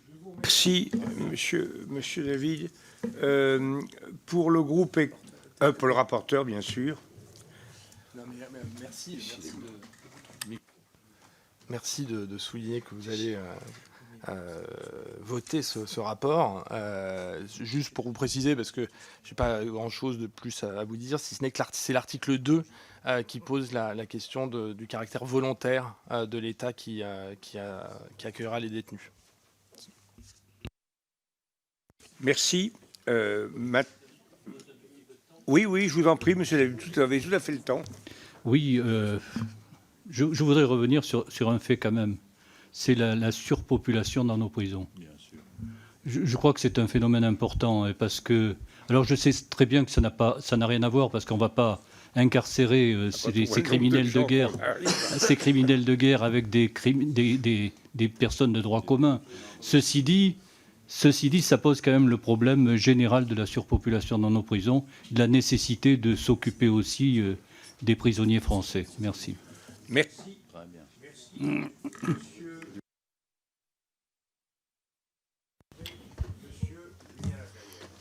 Merci, Monsieur le Président, Monsieur le rapporteur. Notre groupe, bien sûr, votera ce rapport. Je crois que c'est Laurent Dujinski qui disait que sa portée sera tout à fait modeste. Elle sera modeste notamment lorsqu'on voit jusqu'à présent le très faible nombre de personnes condamnées par la CPI depuis sa création et le nombre élevé d'États qui vont être susceptibles d'accueillir les personnes condamnées. Bon, évidemment, il faut apporter notre soutien à la CPI. C'est la première institution internationale permanente à vocation universelle qui est apte à se prononcer concernant des personnes accusées de crimes ayant une portée internationale. Et je crois qu'effectivement, il est bien que de nombreux États se soient mobilisés pour y apporter un soutien exceptionnel à la Cour dans le cadre de la situation en Ukraine.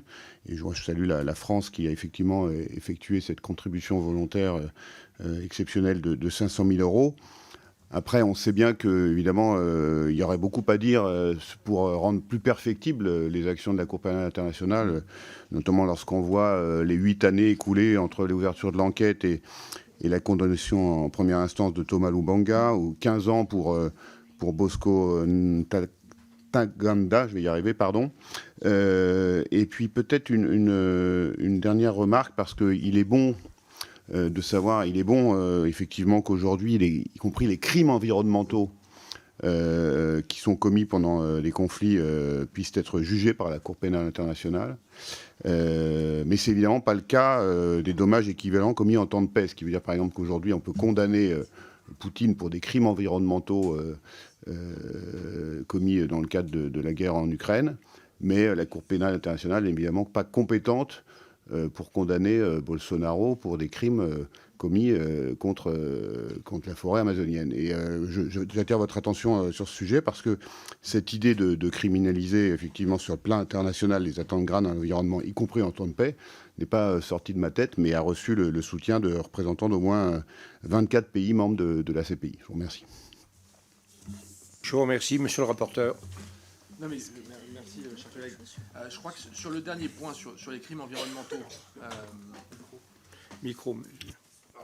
Je comprends très bien qu'on puisse s'indigner sur la responsabilité de dirigeants comme Bolsonaro en Amazonie, mais il ne faut pas oublier que finalement cette cour, elle est le résultat depuis Nuremberg, d'un accord sur un certain nombre de crimes de la part, et il y a un effort de conviction pour que ces crimes-là soient ratifiés par l'ensemble des États membres. Donc je crois qu'aujourd'hui, si on rajoutait encore ça dans les CPI, on risquerait de fragiliser, alors qu'on est plutôt dans une logique à vouloir étendre le nombre de parties prenantes. Donc je pense que ce n'est pas vraiment le rôle de la Cour pénale internationale que de traiter ces crimes.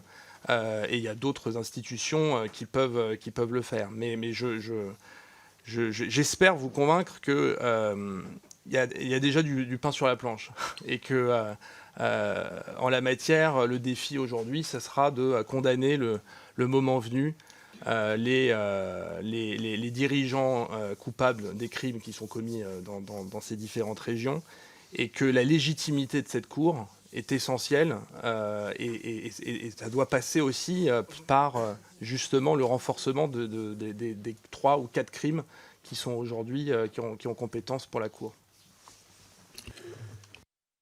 Merci. Alors j'avais sauté les Républicains parce qu'il n'y avait personne, mais depuis M. Dumont est arrivé, je lui donne volontiers la parole. 2 minutes et demie.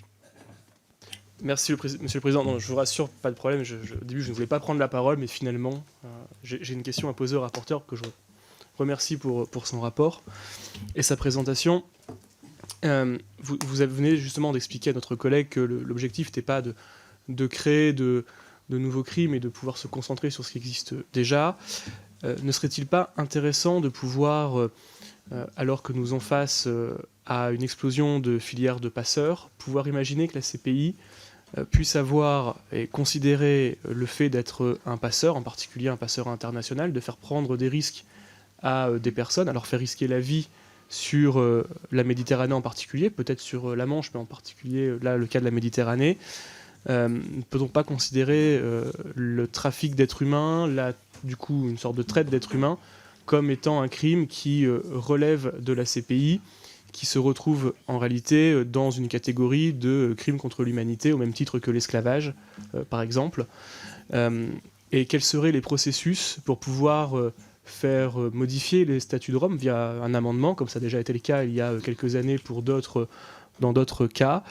Est-ce que vous pensez possible que, par exemple, notre pays puisse prendre une telle résolution qui pourrait permettre de mobiliser, du coup, des agences type Interpol pour enquêter plus en profondeur sur les filières de passeurs et éviter de se retrouver avec une situation où les pays européens gèrent leurs frontières en plein cœur de la Méditerranée, ce qui évidemment ne peut pas être une solution de gérer par la mort ni de faire gérer par des ONG nos questions migratoires. Je vous remercie. Merci, monsieur le député. Monsieur le rapporteur. Non, mais vous l'avez dit, hein, rien que le processus sur les amendements de Kampala a pris des années. J'ai d'ailleurs essayé d'être le plus critique possible envers notre position, pour montrer que la France, tout en étant un défenseur de l'institution, n'a pas ratifié ces accords-là, ces amendements de Kampala.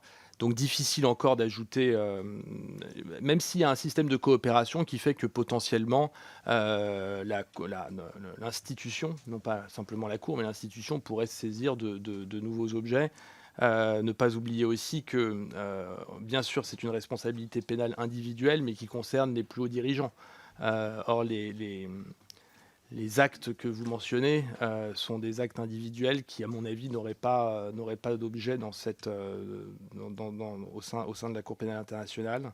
Mais je prends note, je referai monter vos points à notre ambassadeur à La Haye. Merci, monsieur le rapporteur. Madame, pour Renaissance, Madame Yadan.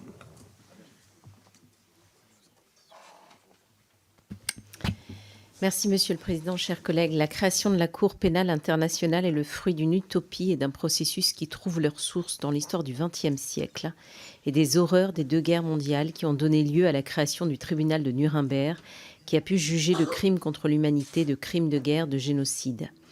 En 2018, nous avons fêté le 20e anniversaire de la Cour pénale internationale, première cour permanente universelle compétente pour juger de ces crimes. Le monde actuel n'est pas devenu moins violent ni plus juste.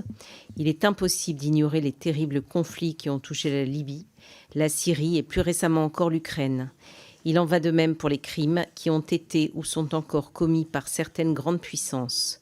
Comment ne pas penser aux images insoutenables des crimes commis à Boutcha, Kharkiv, Mariupol, Izium ou encore Kherson. Dans la droite ligne de nos valeurs d'universalisme et de la philosophie des Lumières, la France apporte depuis la création de la Cour une contribution financière, humaine et juridique au fonctionnement de cette juridiction. En ce sens, le projet de loi que nous examinons, autorisant l'accord entre le gouvernement et la Cour pénale internationale, est fondamental. Il témoigne de l'engagement de la France et du soutien de notre pays au fonctionnement de la Cour. Plus qu'un simple accord technique, ce projet de loi soulève une question cruciale.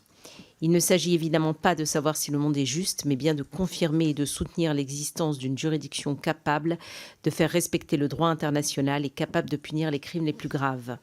La Cour a besoin des États pour faire vivre la justice internationale et pour faire exécuter ses peines. Elle n'a pas de police propre, ni de services qui lui permettent de recueillir elle-même les éléments de preuve.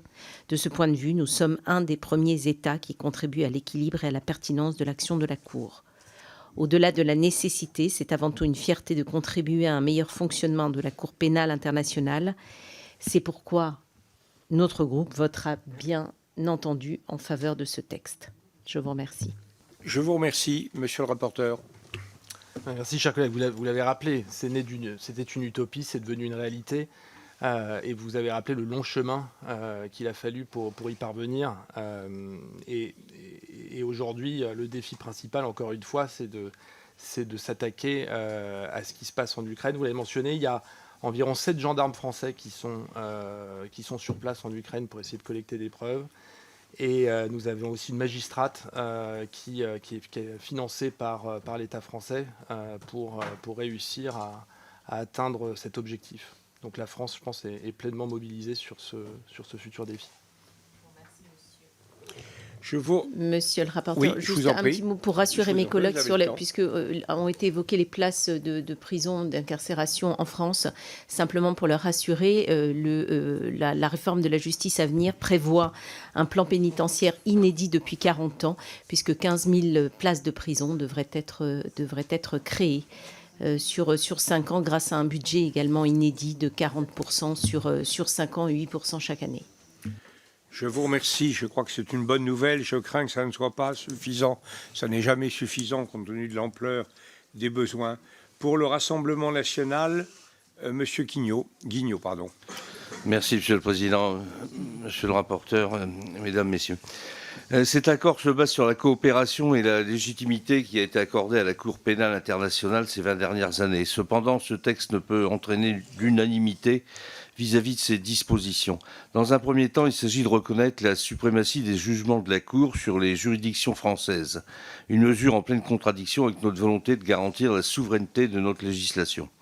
Le texte prévoit en son article 8 de restreindre l'action pénale française si la CPI a déjà condamné le criminel. En son alinéa 3, la personne condamnée détenue ne peut être poursuivie pour un comportement antérieur, à moins que la présidence n'ait approuvé. De même, en son article 9, la France s'engage à reconnaître la forme exécutoire du jugement rendu et à ne pas la modifier.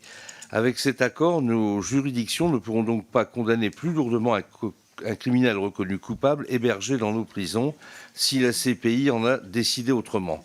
Où sera notre souveraineté, où sera notre justice ? Également, le texte prévoit en son article 14 que les frais liés à la détention du condamné sont à la charge de la France. Dans l'étude d'impact si annexée, dans la sous-partie relative aux conséquences financières, il est précisé que ces charges financières sont l'accueil et le suivi médical du condamné. L'accueil du condamné est d'ailleurs évalué à 133,51 € par jour.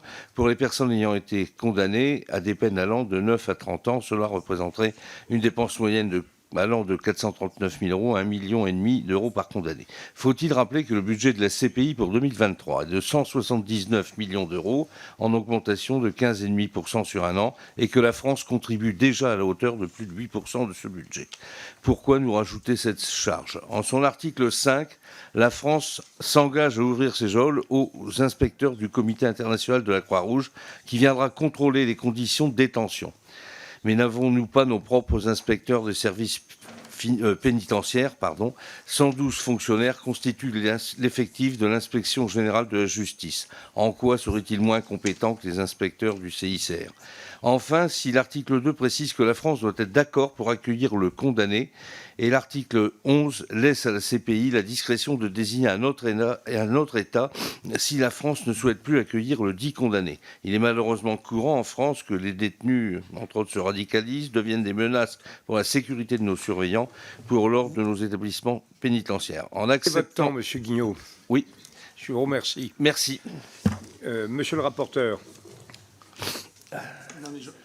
J'entends, monsieur le député, votre obsessionnelle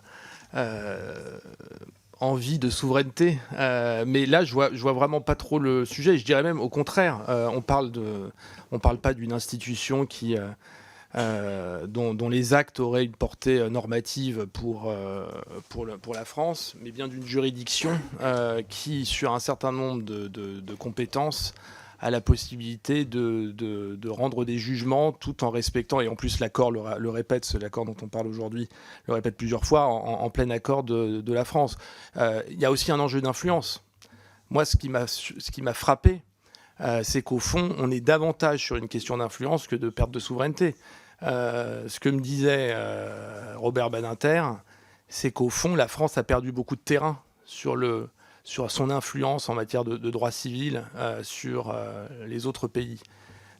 Et que cette institution, elle a en plus dans son sein et dans ses langues de travail, à la fois le français et l'anglais. Et ce que me disaient les avocats que j'ai rencontrés, c'est que le risque, c'est que les tribunaux ad hoc, par exemple, ne parlent qu'en anglais.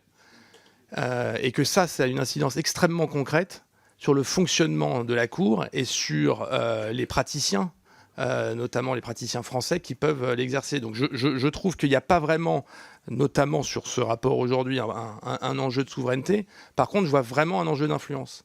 Et je sais que votre groupe aussi est attaché à l'influence de la France dans le monde. Je vous remercie. Dernière orateur inscrite, c'est pour les non-inscrits. C'est Madame Ménard. Merci, Monsieur le Président. Une seule question. Vous avez mentionné la question justement de l'efficacité de la Cour pénale internationale en rappelant qu'il y avait seulement eu 5 condamnations définitives pour 38 mandats d'arrêt délivrés. Alors ma question concerne du coup les mesures qu'il faudrait mettre en œuvre au niveau national pour pallier les critiques en efficacité et en légitimité de la Cour pénale internationale, et notamment la mise en œuvre du principe de compétence universelle qui est prévu par les conventions de Genève de 1949 qui définissent les règles en cas de conflit armé. Or, en France, ce sont les articles 689 à 689-13 du Code de procédure pénale qui précisent dans quel cas les tribunaux français peuvent exercer la compétence universelle. La France a une vision relative de la compétence universelle et ne peut y recourir que sur le fondement de certaines conventions internationales, comme la Convention contre la torture ou celle contre les disparitions forcées. En outre, elle a assorti la mise en œuvre du principe de compétence universelle de 4 conditions qui sont si restrictives qu'elles rendent pratiquement impossible son activation. Au contraire, je le souligne, de l'Allemagne, qui a encore condamné en début d'année 2022 un militaire syrien sur le fondement de la compétence universelle, ce que la France serait bien incapable de faire aujourd'hui. Donc en conclusion, Approuver cet accord entre la France et la Cour pénale internationale, c'est évidemment une bonne chose et je le voterai, mais ce n'est clairement pas suffisant si le gouvernement ne revoit pas sa copie sur la question de la compétence universelle pour réprimer de façon effective les crimes les plus graves et justement pallier ces critiques en inefficacité de la justice internationale. Je vous remercie. Monsieur le rapporteur. Oui, donc merci. Vous faites aussi allusion au verrou actuel du principe d'universalité. Notre pays a élargi en 2010 la compétence territoriale des tribunaux français pour permettre la poursuite et le jugement des auteurs de crimes de guerre, crimes contre l'humanité et génocide. Donc et la compétence universelle prévue à l'article 689-11 du Code de procédure pénale reste assortie de plusieurs conditions restrictives, vous l'avez dit, à la fois le critère de résidence habituelle en France et celui de double incrimination. Là-dessus, sur la double incrimination, suppose aussi que les faits soient punis par la législation française et par la législation de l'État où ils ont été commis et que l'État dont la personne soupçonnée de la nationalité soit un État partie au statut de Rome. Je sais que c'est pas trop vraiment le sujet d'aujourd'hui. Je sais que notamment la loi de programmation militaire, on a étendu les capacités d'action sur ce champ-là. Et par ailleurs, il y a une proposition de loi qui a été déposée par un de nos collègues, M. Gouffier-Cher, en juin dernier, pour modifier l'article 689-11 du Code de procédure pénale sur la résidence habituelle, dans le but de le supprimer au profit d'une simple localisation. Donc voilà deux moyens d'action qui ne concernent évidemment pas le traité dont on parle aujourd'hui, mais qui sont complémentaires et qui pourraient être en discussion dans les prochaines semaines. Oui, je vous remercie, monsieur le rapporteur. Je rappelle à cette commission que la commission des affaires étrangères, dans la précédente législature, s'était très fortement inquiétée de cette situation et avait considéré effectivement que les conditions mises à l'exercice de ces mises en cause étaient tellement restrictives qu'elles rendaient absolument impossible cette mise en cause effective. Nous avions donc engagé une action assez nette auprès du MAE pour savoir auprès du gouvernement de façon générale, pour savoir ce qu'il ferait. Je pense que pour l'instant, nous n'avons pas eu, je crois, une réponse satisfaisante.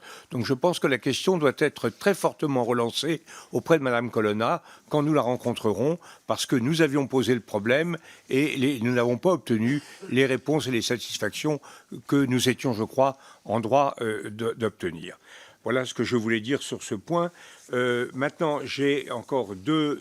Alors, les groupes se sont exprimés. Maintenant, pour 1 minute chacun, c'est d'abord Madame Clapeau.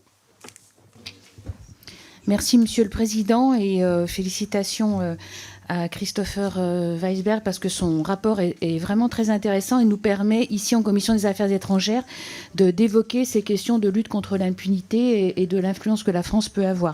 Alors, comme je comptais dans la lignée de mon rapport sur le mécanisme d'échange entre l'ONU et la France à l'occasion de la lutte contre l'impunité en Syrie, je comptais mentionner cette question de la double incrimination, mais ça a été abondamment commenté, donc je passe mon tour pour ce qui est d'une question, mais en soutenant la démarche qui est de relancer pour avoir une réponse. C'est un point très important.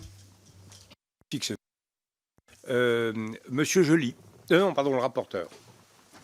Non, mais peut-être simplement, parce que j'ai déjà répondu en partie à la question, mais en complément de ce que vous avez dit, Monsieur le Président, je pense qu'il serait aussi utile d'auditionner le ministère de la Défense, le ministre de la Défense, puisque la loi de programmation militaire a permis d'étendre un peu ce travail-là. Donc ça pourrait être aussi un ministre à auditionner, Monsieur le Président.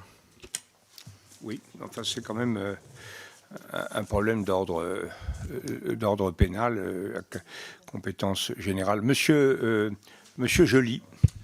Merci Monsieur le Président. Monsieur le rapporteur, nous nous interrogeons sur le bien fondé d'un accroissement du processus d'intégration au sein de la CPI, puisque la CPI a une vocation internationale et universelle, mais dans les faits, elle ne l'est que pour les États les plus faibles, qu'ils soient membres ou pas. De plus, elle ne concerne en réalité que des pays non alignés et de grands pays qui refusent catégoriquement sa légitimité, à commencer par les États-Unis, la Turquie ou l'Inde ou la Chine, par exemple. De nombreux responsables politiques américains ont rejeté la légitimité de la CPI à interférer dans les affaires extérieures des États-Unis au cours du mandat du président Trump. Une situation qui s'est légèrement améliorée avec Joe Biden, mais les divergences restent toutefois profondes. En dépit du caractère universel de la CPI, on constate une absence des principes de réciprocité et d'application uniforme des mêmes normes juridiques. Alors ma question, monsieur le rapporteur, c'est quelles sont les pistes de réforme envisageables pour permettre, par le biais de la CPI, une effectivité accrue des normes du droit international par l'ensemble des nations? Et je profite des dernières secondes qui me sont autorisées pour vous dire que nous nous abstiendrons sur ce rapport. Merci. Très bien. Monsieur le rapporteur. Non, mais c'est vrai que c'est un des fils rouges de cette audition et de ce rapport. C'est la limite évidente de la Cour qui a une vocation universelle, mais qui est aussi qui n'a pas été ratifiée par, vous l'avez dit, les États-Unis, la Chine, la Russie.